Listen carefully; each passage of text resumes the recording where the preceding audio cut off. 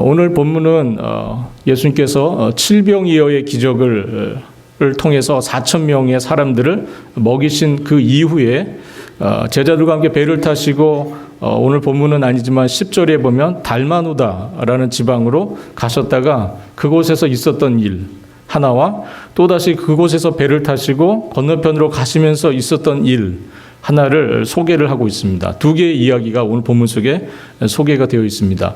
우리가 이 마가복음을 보면 예수님께서 굉장히 처음에 가버나움 지역을 중심으로 해서 사역을 시작하시면서 이 갈릴리 주변을 계속해서 배를 타시고 건너편으로 왔다 갔다 계속 하시거든요. 그래서 그것을 좀 저희가 지도를 잠깐 보고 가면 좋을 것 같습니다. 이게 팔레스타인 전체를 보여주는 지도죠. 팔레스타인은 왼쪽, 여기 여러분들이 보실 때 왼쪽이신가요? 지중해 이렇게 표시가 되어 있고, 그리고 중간쯤에 이렇게 위에서부터 아래로 이렇게 강이 흐르죠. 그리고 저 위쪽에 갈릴리가 있고 아래쪽에 사해가 있습니다. 그 중간 땅을 의미하고요. 그 중간에 있는 땅이 남쪽에는 유다, 그 위쪽으로는 사마리아, 그리고 그 위쪽으로는 갈릴리, 이렇게 세 개로 구분되어 있는 땅입니다. 특별히 예수님은 저 갈릴리 북쪽에 호수 주변에 갈릴리라고 표시된 그 지역에서 많이 사역을 하셨습니다. 그런데 예수님께서 좀 확대한 지도를 보시면 그 갈릴리의 가버나움이라고 혹시 보이시나요? 네. 가버나움, 그 지역을 중심으로 해서 예수님께서 많은 사역을 하셨습니다. 그런데 예수님의 사역이 가버나움을 중심으로 해서 이루어지면서 계속해서 예수님께서 배를 타시고 건너편으로 많이 가세요. 건너편에 보면 데가볼리라고 이렇게 쓰여져 있는 지역이 있죠. 데가볼리는 지난번에 말씀드린 것처럼 로마가 아주 계획적으로 세운 10개의 도시를 중심으로 해서 만들어진 연합 지역입니다. 그래서 이곳은 이방 문화가 굉장히 강하고 또 이방인들이 실제로 많이 살았던 지역이 바로 데가볼리입니다. 의미는 10개의 도시라는 뜻이죠. 데가가 10이라는 뜻이고요. 볼리가 폴리스, 도시라는 뜻입니다. 그래서 10개의 도시가 연합체로 묶여져 있는 지역. 그래서 군사적으로 굉장히 중요한 지역이고요. 또 상업적으로도 굉장히 중요한 지역입니다.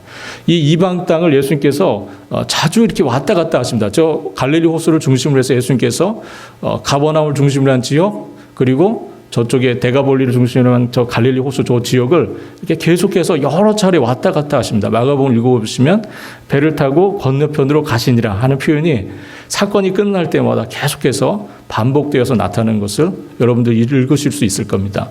그러다가 예수님께서는 한 번은 저 위쪽에 두로라는 곳으로 가시죠. 두로에 가셔서 예수님께서 수로보니게 족속, 즉 헬라 족속 출신의 여인을 예수님께서 그 속에서 만나시고 그 여인의 딸을 고쳐주시는 일이 저 바닷가 쪽에 보시면 두로라고 하는 도시, 그곳에서 하셨고요. 그리고 그 이후에 저 북쪽으로 시돈까지 가셨다가 예수님께서 다시 데가볼리로 가셨다가 다시 갈릴리 주변으로 오시는 그런 일정들을 계속해서 예수님께서 해나가셨습니다. 그런데 이렇게 하시는 이유, 예수님께서 왜 이렇게 이 갈릴리 주변을 중심으로 해서 유대 지역과 이방인 지역을 계속해서 왔다 갔다 하시냐 하는 거죠. 저 위쪽에 두로, 시돈, 저 위쪽에 또 가이사라 빌립보라고 하는 도시도 굉장히 중요한데요. 그 지역들은 다 이방인 지역입니다. 이방인 지역. 유대인들이 물론 같이 섞여서 살겠지만 비율이 굉장히 낮고 이방 문화가 굉장히 강한 지역이 바로 저 이방인 지역입니다. 그런데 예수님께서 제자들을 데리고 그 지역을 자주 가십니다.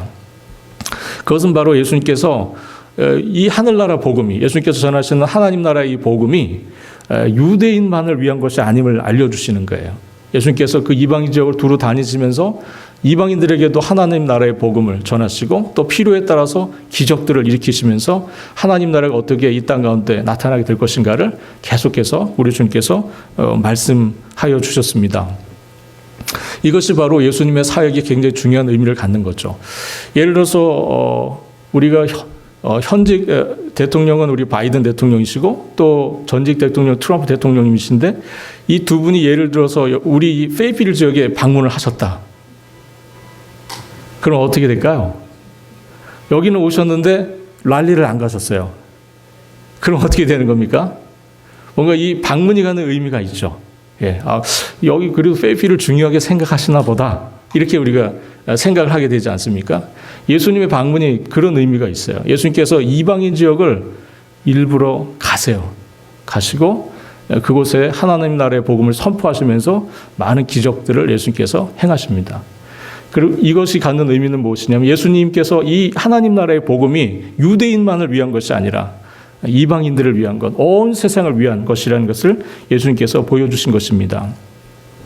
우리가 마가복음 6장에서 오병이어의 기적 사건을 봤고요. 또 8장에 와서는 칠병이어의 기적 사건을 지난주에 저희가 살펴봤습니다. 설명드린 대로 오병이어의 기적은 유대인을 위한 예수님의 하나님 나라의 사역이셨고요. 칠병이어는 이방인들을 위한 예수님의 하나님 나라의 사역이셨습니다. 지난 시간 설명드린 대로 유대인들에게 5라고 하는 숫자가 떠올리게 하는 것이 뭐라 그랬죠? 5 하면 모세오경, 그죠? 모세오경. 그래서 이것은 유대인들을 위한 예수님의 사역임을 알 수 있습니다. 그리고 2라고 하는 숫자는 율법이 요구하는 증인의 숫자입니다. 그래서 이것이 확실한 하나님의 유대인들을 위한 사역임을 알려주시는 사역이 오병이어의 기적 사건이었고, 또 그 지난주에 살펴본 8장에 와서 칠병이어의 기적 사건 역시 7이라고 하는 숫자가 갖는 의미가 완전 숫자 3, 하나님의 숫자 3과 그리고 세상을 의미하는 동서남북 세상을 의미하는 4 숫자를 합친 숫자. 그래서 예수님께서 이 칠병이어의 기적 사건을 통해서 하나님께서 유대를 넘어선 온 세상에 하나님께서 이 하나님 나라의 복음을 전하고 계심을 칠병이어의 기적 사건을 통해서 보여주셨습니다. 예수님께서 이렇게 이 갈릴리 주변을 왔다 갔다 하면서 하셨는데 오늘 저희가 읽어본 본문이 흥미로운 점 한 가지가 있습니다. 잘 유념해서 보시면 앞서 말씀드린 오병이어의 기적 그리고 칠병이어의 기적 각각 공통점이 뭡니까? 떡이죠. 예, 떡. 오늘 점심 때 떡을 드실 겁니다. 오늘 점심 때 떡을 드실 것 같은데, 네, 떡이죠. 근데 오늘 본문에도 사실 떡이 등장합니다. 14절 말씀 한번 우리 읽어보도록 하겠습니다. 14절입니다. 제자들이 떡 가져오기를 잊었음에 배에 떡 한 개밖에 그들에게 없더라. 이렇게 되어 있습니다. 여기에 14절에 보면 떡이 이번에는 몇 개입니까? 한 개입니다. 한 개. 오병이어 기적 사건 때는 떡이 5개였고요. 칠병이어 때는 떡이 7개였죠. 근데 오늘 본문에서는 떡이 하나입니다. 하나. 이 사실을 잘 기억해 두시길 바랍니다. 10절과 13절 그리고 22절을 참고해 보면 예수님과 제자들 일행이 우리가 지도 속에서 보면 아까 그 갈릴리 호수 주변에 막달라라고 표시된 지역이 있었습니다. 막달라. 저기가 바로 달마누다. 다른 이름은 달마누다인데 그 지방에 배를 타고 가고 또 건너편 지역에 벳세다라고 하는 지역으로 예수님께서 가고 계셨어요. 그런데 한참을 배를 타고 가던 이 중에 떡을 챙겨오는 것을 제자들이 잊었던 겁니다. 그걸 알게 된 거예요. 가는 도중에.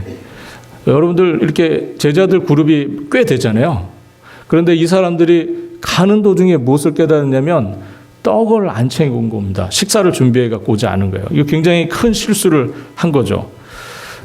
요즘 같으면 뭐 가다가 필요하면 서서 뭔가를 사 먹을 수 있는 시절이지만 이때는 미리 준비하지 않으면 그날 그냥 굶는 겁니다. 굶는 거예요. 이 제자들이 굉장히 난감한 그런 상황에 처한 거죠. 아마 제자들 사이에 이쯤 되면 어떤 일이 벌어졌을까요? 괜찮아 그랬을까요? 뭐 잠깐 굶지 뭐 이랬을까요? 제자들 가만히 있지 않았을 것 같아요. 이렇게 막 서로 이 실수한 것에 대한 막 이렇게 지적들이 있었을 것 같습니다. 상상이 충분히 되시죠? 어떤 상황이신지. 떡을 챙기지 않는 거 분명히 큰 실수였습니다. 이것에 가지고 아마 제자들이 서로 다투었을 것 같아요. 굉장히 누구 잘못이냐를 아마 따져대고 굉장히 다투었을 것 같습니다. 그런데 참 감사한 것은 오늘 우리 본문을 성경을 우리가 읽으면서 참 감사한 것은 인간의 이런 실수 그리고 인간의 이런 허점들 이런 것들 때문에 그리고 이런 허점들에도 불구하고 하나님의 메시지가 그곳에 있다 하는 겁니다. 우리의 실수와 우리의 허점들, 우리의 잘못들 그 가운데 놀랍게도 하나님 나라의 역사가 이루어지고 있다. 하는 점을 저희가 좀 생각해 볼 필요가 있습니다. 사실 평온할 때 우리가 그때도 하나님의 임하심이 있고 하나님의 역사하심이 있겠지만 사실 오히려 역경과 시련 속에서 우리가 하나님의 은혜를 체험하는 경우가 굉장히 많습니다. 오히려 어렵고 힘들 때 하나님의 도우심, 하나님의 역사, 이걸 우리가 더 깊이 체험하는 복된 순간들이 된다는 것을 저희가 기억할 필요가 있습니다.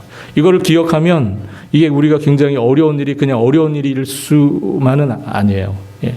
오히려 이 순간을 통해서 우리가 놀라운 하나님의 위로를 경험하게 되는 순간임을 우리가 기억하실 수 있기를 바랍니다. 그래서 어려운 일 당할 때 우리 찬송가 543장에 보면 어려운 일 당할 때 어떻게 합니까? 예수 더욱 의지합니다. 어려운 일 당할 때 나의 믿음 적으나 의지하는 내 주를 더욱 의지합니다. 우리가 어렵고 힘들지만 그럼에도 불구하고 그 가운데 주님께서 위로를 주시고 은혜로운 역사들을 펼쳐주실 것을 우리가 소망 가운데 늘 기다리며 살아갈 수 있기를 바랍니다. 제자들이 떡을 챙겨오지 않은 것 때문에 서로에게 책임을 따지고 술렁대고 있을 때 예수님께서 한 말씀을 하십니다. 오늘 본문 15절에 삼가 바리새인들의 누룩과 헤롯의 누룩을 주의하라. 이렇게 말씀하세요. 누룩을 여러분 잘 아시는 것처럼 반죽을 이렇게 부풀릴 때 쓰는 효모를 이제 누룩이라고 그러죠. 저 어렸을 때는 이스트라는 거 많이 썼던 것으로 제가 기억이 납니다. 그래서 저희 어머니가 이렇게 찐빵을 이제 밀가루 반죽해가지고 이스트 이렇게 집어넣으면 같은 효모죠. 예. 그래서 이렇게 막 부풀리게 하는 그런 거를 사용했던 기억이 납니다. 그런데 예수님께서 왜 이 바리새인들의 누룩 그리고 헤롯의 누룩을 주의하라. 갑자기 이 상황에 이 말씀을 하셨는가 하는 겁니다. 여러분들 바리새인들은 누굽니까? 바리새인들은 유대인들의 종교 지도자죠. 굉장히 유명한 사람들입니다. 종교 지도자들이고 굉장히 또 때로는 존경도 많이 받았던 그런 종교 지도자들입니다. 그리고 헤롯은 누굽니까? 헤롯은 왕이죠. 예, 정치 지도자입니다. 바리새인들은 종교의 권력을 갖고 있었던 사람들이고 그리고 헤롯은 정치 권력을 갖고 있었던 사람들입니다. 이 두 그룹의 사람들, 바리새인들과 헤롯 이 두 그룹의 사람들은 그 당시 유대사회에 정치적으로 그리고 종교적으로 굉장한 영향력을 끼치는 그런 사람들입니다. 정도의 차이는 있겠지만 우리가 이 바리새인과 왕은 아니지만 헤롯은 아니지만 누구나 우리 주변에 우리는 이렇게 영향을 끼치며 살게 되어 있습니다. 예. 여러분들이 주변에 영향을 끼치며 살고 계시는데 우리가 때로는 영향을 주기도 하고 때로는 영향을 이렇게 받기도 합니다. 그래서 우리가 함부로 말을 해서는 안 될 때가 있죠. 왜 그렇습니까? 우리의 영향력이라는 게 있기 때문에 그렇죠. 우리가 행동하는 것도 또 조심해서 함부로 해서는 안 되는 그런 이유들이 거기에 있습니다. 여러분들 큰 나무 아래 작은 나무는 어떻게 됩니까? 큰 나무 아래에 있는 작은 나무 죽습니다. 그런데 여러분 큰 사람 밑에 작은 사람은 어떻게 될까요? 성장합니다. 그래서 우리가 잠언 27장 17절에 보면 철이 철을 날카롭게 하는 것 같이 사람이 그의 친구의 얼굴을 빛나게 한다 하는 말씀이 있어요. 예, 철이 철로 철을 날카롭게 하죠. 연마하죠. 마찬가지로 사람은 사람을 통해서 성장하고 사람을 통해서 큰다 그런 뜻입니다. 그래서 사람은 사람을 보면서 크고 성장을 하게 되죠. 영향력을 준다는 겁니다. 그것이 선한 영향력일 수도 있고 우리가 때로는 나쁜 영향력일 수 있어요. 오늘 본문 속에 등장하는 이 바리새인들과 헤롯은 어떤 의미로 이야기되어졌을까요? 좋은 선한 영향을 끼친 사람들로 소개가 되었을까요? 주님께서 주의하라 이렇게 말씀하신 걸 보면 분명히 이 사람들의 나쁜 영향력 때문에 주님께서 말씀을 하신 것이라고 우리가 생각해 볼 수 있습니다. 여러분들 우리가 주변에 이렇게 영향을 끼치기 때문에 저는 사실 우리 아이들 기도 위에서 기도할 때 많은 거 사실 기도하지는 않고요. 딱 한 가지 기도 제목으로 기도합니다. 제가 예전에 한번 수요일인가 저녁 때도 한번 여러분들에게 말씀드렸던 것 같은데 저는 우리 아이들을 위해서 딱 한 가지 제목만 가지고 기도합니다. 좋은 신앙의 멘토를 만나게 해달라고. 그게 제가 우리 아이들 위해서 기도해 준 전부입니다. 예. 좋은 신앙의 멘토를 만나서 신앙적으로 아이들이 잘 잘 자라는 거. 그 안에서 하나님께서 주시는 많은 위로를 경험하고 그 안에서 하나님의 도우심을 체험하는 그런 일들. 우리 아이들을 위해서 제가 유일하게 기도하는 기도 제목입니다. 여러분들 우리의 자녀들을 위해서 좋은 주변에 영향을 끼칠 수 있는 분들을 만나실 수 있도록 위해서 많이 기도해 주셨으면 좋겠습니다. 우리가 그렇게도 기도해야 되고 또 우리 자신이 우리 아이들에게 대해서 좋은 영향력을 끼치는 사람들이 되어야 되겠죠. 우리 개개인 각자가. 여러분들이 부모로서 우리 자녀들의 영향을 끼치시고요. 또 교회에서 여러분들 신앙의 선배로서 따라오는 뒤엔 우리 어린 신앙이 어린 자들을 위해서 영향을 끼치게 되어 있으십니다. 여러분들 기도 많이 하시면 주변에 있는 사람들이 뭐 하겠습니까? 답을 모르세요? 기도 많이 하시겠죠. 여러분들이 선교에 대한 열정이 많으세요.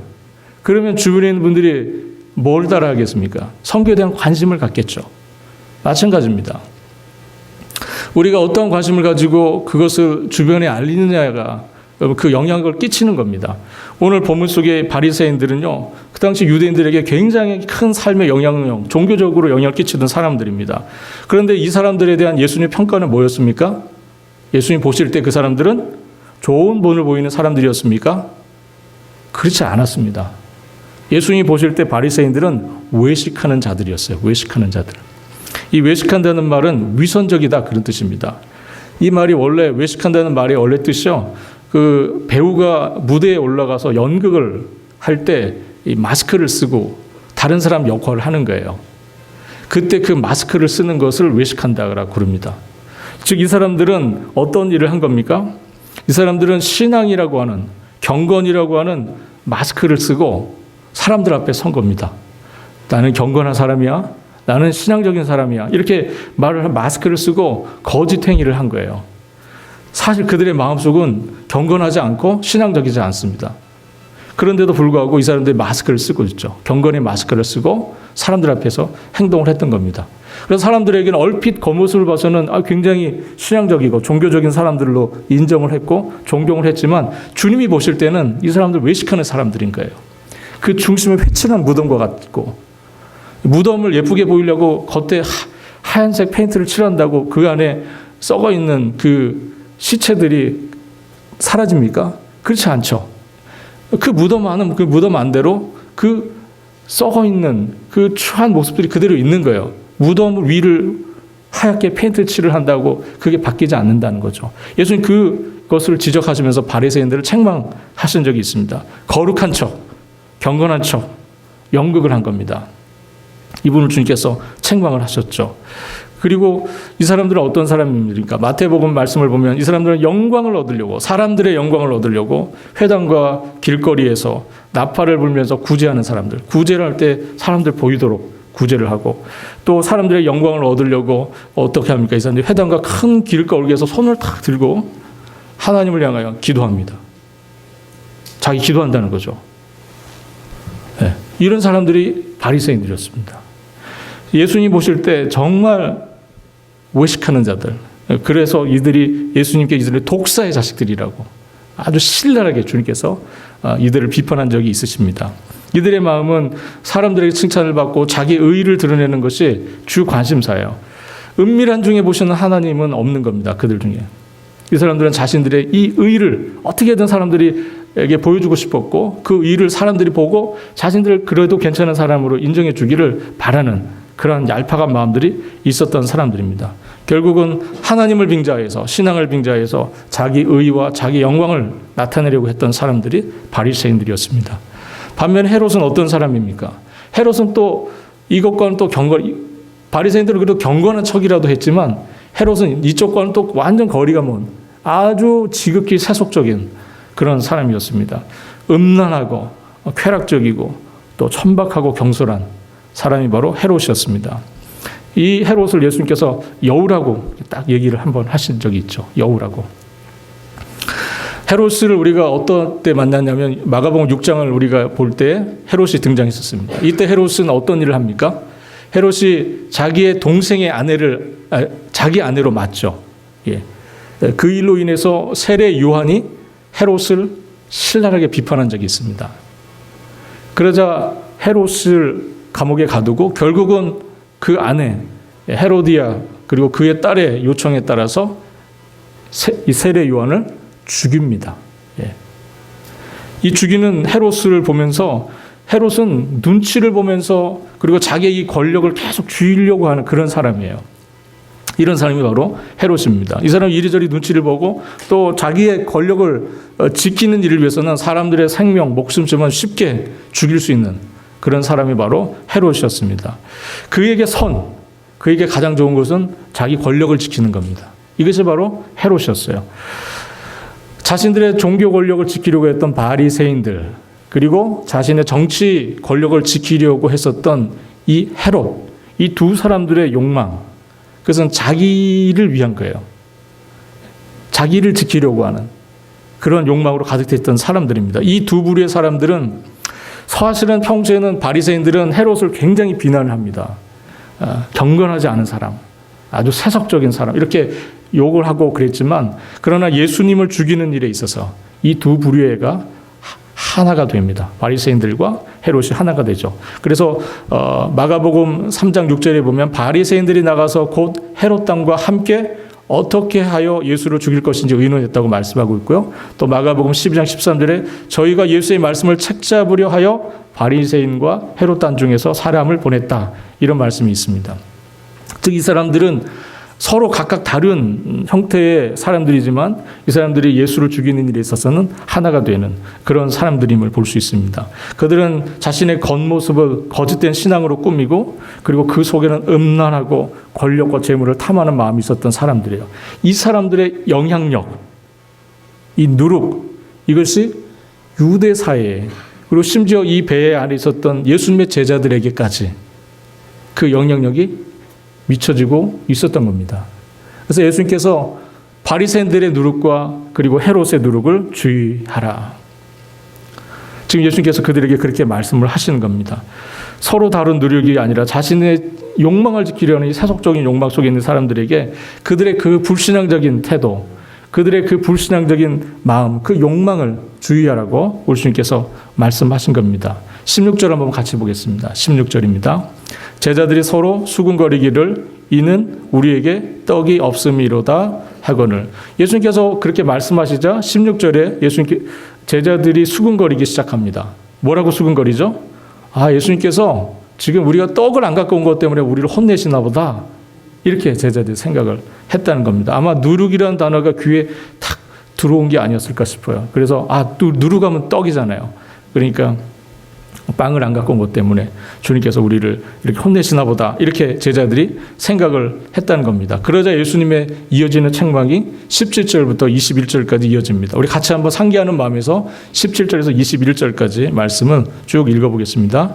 예수께서 아시고 이르시되 너희가 어찌 떡이 없음으로 수군거리느냐 아직도 알지 못하며 깨닫지 못하느냐 너희 마음이 둔하냐 너희가 눈이 있어도 보지 못하며 귀가 있어도 듣지 못하느냐 또 기억하지 못하느냐 내가 떡 5개를 5,000명에게 떼어줄 때에 조각 몇 바구니를 거두었더냐 이르되 12이니이다 또 7개를 4,000명에게 떼어줄 때에 조각 몇 광주리를 거두었더냐 이르되 7이니이다 이르시되 아직도 깨닫지 못하느냐 하시니라.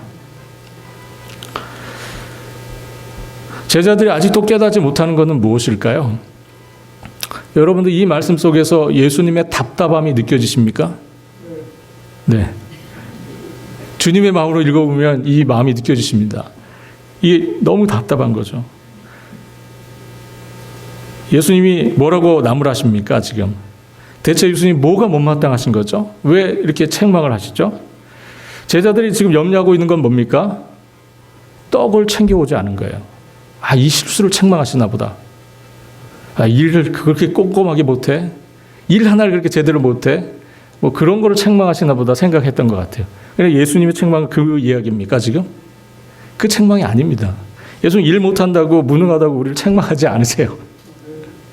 주님이 우리를 책망하시는 것, 지금 이 제자들을 나무라시는 건 뭡니까? 그들이 이 영적인 무지, 그리고 믿음 없음, 이걸 주님께서 지금 책망하고 계시는 겁니다. 예수님의 관심은 우리의 믿음이세요. 우리가 똑똑한지 그래서 꼼꼼하게 일을 잘하는지 못하는지 이런 거 그렇게 관심 갖지 않으십니다.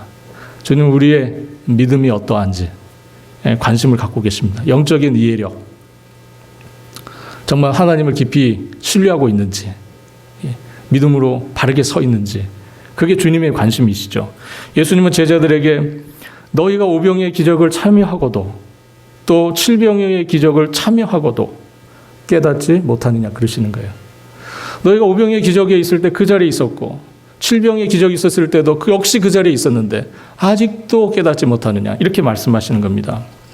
이제 우리는 마가복음에서 마가가 우리에게 의도적으로 알려준 하나의 정보, 그거를 기억할 순서입니다. 아까 14절 말씀을 드렸는데 뭐라 그랬죠? 마가가요? 배에 떡 한 개밖에 그들에게 없더라. 왜 마가는 굳이 그거를 우리에게 알려주고 있을까요? 왜 배에 떡이 하나밖에 없다. 그런데 놀라운 것은 제자들이 지금 떡이 없다고 생각하고 있다는 거죠. 분명히 떡이 하나가 있는데 제자들은 떡이 지금 없다고 생각하고 있는 겁니다. 떡 5개로 예수님 어떻게 하셨습니까? 5,000명을 먹이셨습니다. 떡 7개로 예수님 4,000명을 먹이셨어요. 그러면 떡 1개로 몇 명쯤 먹이실까요? 계산 한번 해보십시오. 5개로 5,000, 7개로 4,000. 그럼 대충 하나로 몇 명쯤 먹이실까요? 물론 그렇게 할 수 있는 건 아니겠지만 이 부분에서 예수님께서 이 마가복음이 우리에게 주려고 하는 메시지는 뭡니까? 그 떡 하나로 주님께서 충분히 역사하실 수 있는 거 아닙니까? 하는 거죠. 예. 아직도 믿음이 없느냐? 아직도 깨달음이 없느냐? 우리 주님께서 말씀하십니다. 근데 너무 답답하시죠? 여러분들이 봐도. 아니 이거 예수님 오병이어를 먹이로 5,000명을 먹이시고 7병이어로 4,000명을 먹이신 주님을 이 제자들이 거기서 서빙하면서 다 체험하고 보고 경험했는데, 그리고 남은 것이 몇 바구니 몇 광줄이었는데 그걸 봤던 제자들을 생각하면 예수님의 책망이 이해가 되시죠? 예, 이해가 됩니다. 여러분들이 이해하실 수 있을 것 같아요. 여러분들 충분히 그 정도의 이해에 도달하신 분들 같습니다. 그런데 여러분 우리가 생각해 보면은 여러분들 예수님이 말씀하신 것처럼 바리새인들의 누룩과 헤롯의 누룩을 주님 주의하라고 말씀하고 계세요. 여러분들 이거는 제자들에게만 해당되는 이야기일까요? 여러분들은 바리새인들의 누룩과 헤롯의 누룩에 물들어 있지 않습니까?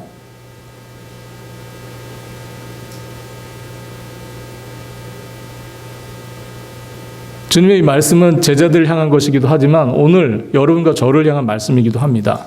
오늘 우리가 바리새인들의 영향을 받고 있는 것은 아닌지, 자기 의의를 자랑하고 교만하고 의식하고 사람들 앞에서는 신앙 있는 척하지만 실제로 우리 속에는 자기 의의가 가득하고 그런 누룩의 영향을 받고 있는 것은 아닌지, 우리가 헤롯처럼 경건한 일에 대한 소망보다는 세속적인 것에 대한 열망이 더 크고 그것을 지키려고 하고 그것을 위해서는 수단과 방법도 가리지 않으려고 하는 그러한 세속적인 욕망이 우리들에게 있는 것은 아닌지 우리가 우리 자신들을 돌아봐야 할 줄로 압니다. 오늘 마가복음의 메시지에 있어서 이 마가가 얘기하려고 하는 것은 오늘 본문이 말씀하려고 하는 것은 하나의 떡입니다. 하나의 떡. 여러분 하나의 떡이 배 안에 있었어요. 그것을 우리가 눈여겨서 봐야 됩니다. 이 하나의 떡이라고 하는 것은 유일한 떡이라는 거죠. 유일한 떡. 우리가 마가복음 6장을 보면 예수님께서 제자들에게 오병이어의 기적 사건을 설명해 주시는 장면이 요한복음 6장에 나옵니다. 우리가 잘 아는 말씀, 거기에 이렇게 말씀, 내가 곧 생명의 떡이니라 하는 말씀을 주님께서 하세요. 오병이어의 기적 사건을 쭉 설명하시면서 제자들에게 내가 생명의 떡이다, 이런 말씀 주님께서 하십니다. 우리 한번 읽어보도록 하겠습니다. 요한복음 6장 48절로 41절 우리 쭉 한 목소리 읽습니다. 내가 곧 생명의 떡이니라. 너희 조상들은 광야에서 만나를 먹었어도 죽었거니와 이는 하늘에서 내려오는 떡이니 사람으로 하여금 먹고 죽지 아니하게 하는 것이니라. 나는 하늘에서 내려온 살아있는 떡이니 사람이 이 떡을 먹으면 영생하리라. 내가 줄 떡은 곧 세상의 생명을 위한 내 살이니라 하시니라. 배 안에 있었던 한 개의 떡이 암시하는 것은 그 실제는 뭡니까? 바로 예수님이라는 거죠. 바로 예수님. 마가는 지금 이 놀라운 메시지를 우리에게 전하고 있는 겁니다. 배 안에 있었던 한 개의 떡, 그것이 바로 그리스도시다. 제자들이 이미 오병이의 기적으로 12바구니나 되는 떡을 거둔 적이 있었고요. 7병이의 기적을 체험하면서 남은 떡이 무려 7광준이나 되었었습니다. 제자들은 비록 7광준이나 되는 떡을 두고 왔어요. 실수로. 그런데 사실 진정한 떡이 하나 배 안에 있었던 겁니다. 7광준이나 떡 다 두고 왔어요. 잊어버렸습니다. 그러나 사실은 배 안에 떡이 하나 있었죠. 생명의 떡, 예수 그리스도. 그분이 그곳에 있었다는 겁니다. 오병이어의 기적과 7병이어의 기적은 모두 유대인들과 이방인들을 위해서 하나님께 들려져서 축복되시고 찢어서 나누어 주시는, 그래서 그 떡을 먹은 사람들을 알고 생명에 참여하게 하시는 예수 그리스도의 몸, 그분의 말씀을 보여주는 기적, 표적이었다 하는 겁니다. 떡이 상징하는 것이 바로 예수님이시라는 거죠. 오늘 우리를 위해서 하늘 영광 보좌를 버리시고 예수님께서 생명을 위하여, 여러분의 생명을 위하여 십자가에서 찢겨지시고 나누어 주셨다 하는 겁니다. 예수님은 하늘에서 오신 생명의 양식, 우리를 위한 영혼의 양식 되신다는 겁니다. 인간의 모든 주림과 배고픔과 영육간의 모든 필요를 근본적으로 채워주실 수 있는 분은 바로 예수 그리스도십니다. 주님이 주시는 물로 우리가 영원한 목마름을 느끼지 않을 수 있게 되고요. 주님께서 주시는 떡이 우리로 하여금 영원히 줄이지 않게 하실 겁니다. 제자들이 이것을 깨닫지 못하니 주님께서 답답해 하신 것이고, 그래서 책망을 하신 겁니다. 이들의 걱정은 오직 떡에만 있었습니다. 여러분들의 삶을 돌이켜 보시면 여러분들 어떠세요? 여러분들 늘 걱정되시죠? 네, 늘 걱정됩니다. 사실 저도 걱정이 됩니다. 염려가 되죠. 사람인 이상 우리가 염려 없이 근심 없이 사는 분은 아마 한 사람도 없을 겁니다. 이 세상에. 모두가 미래에 대한 불안함과 염려와 근심이 있습니다. 그러나 우리 주님께서 말씀하시는 게 뭡니까? 오늘 본문이 우리에게 말씀하는 건 뭡니까? 그것은 바로 생명의 떡이 되시는 예수 그리스도, 그분이 우리와 함께 하실 때 우리가 오병이어의 기적, 7병이어의 기적을 통해서 보여주신 이 놀라운 역사로 우리 주님께서 우리의 삶을 이끌어 주시고 그것으로 인도하여 우리를 먹이시고 입히실 것이라는 놀라운 사실입니다. 제자들이 그 놀라운 수많은 증거에도 그것을 잊어버리고 걱정하는 이 제자들의 모습은 사실 오늘 우리의 모습하고 아주 유사합니다. 제자들 이 오병이와 7병이의 기적을 체험했지만 여전히 떡 때문에 걱정하잖아요. 우리도 똑같죠. 저희도 여전히 떡이 걱정이 되죠. 여전히 떡이 걱정이 됩니다. 떡을 두고 왔잖아요. 챙기지 못했어요. 걱정이 됩니다. 그러나 우리에게 유일한 떡이 계시죠. 생명의 떡, 예수 그리스도. 우리 주님께서 그 표적을 이해하지 못하는 제자들, 그들의 둔한 마음, 그리고 완악한 마음, 그거를 책망하셨습니다. 책망하셨어요. 아직도 깨닫지 못하느냐. 이것은 우리 주님이 제자들에게 하신 말씀이에요. 그 순간에. 제자들 왜 하신 말씀이지만 이 말씀이 또한 여러분과 저를 향하신 주님의 말씀이시기도 합니다. 아직도 깨닫지 못하느냐. 아직도 두렵느냐. 이렇게 말씀하시는 거죠. 예수 그리스도께서 여러분들을 살리기 위해 오신 하늘의 떡, 생명의 떡이라는 걸 기억하시고 여러분들의 마음속에 이 주님에 대한 체험, 여러분들 삶 속에서 주셨던 그 체험들이 하나하나 모아져서 그 지식이 조각조각 모아져서 예수 그리스도를 아는 지식이 더 넓어지시길 바라고요. 그 주님을 알아가시는 것만큼 여러분들의 마음속에 천국의 놀라운 소망이 더욱 견고해지고 확신 가운데 있으시기를 우리 주님의 이름으로 바랍니다. 여러분, 우리 주님 더 깊이 알아가시고 이 주님을 더 깊이 열망하시고 소망하실 수 있기를 바랍니다. 유일한 생명을 얻고자 하시는 분은 예수 그리스도의 그 이름 앞에 나오셔야 하고 그 이름을 믿으셔야 합니다. 우리의 생명은 여기에서 우리의 육신을 벗는 순간 끝날 겁니다. 그러니까 우리가 우리의 생명이 영원하기를 소망한다면 예수 그리스도 안에 있는 영원한 그 소망을 붙드셔야 하고 그 은혜 가운데 여러분도 있으셔야 합니다.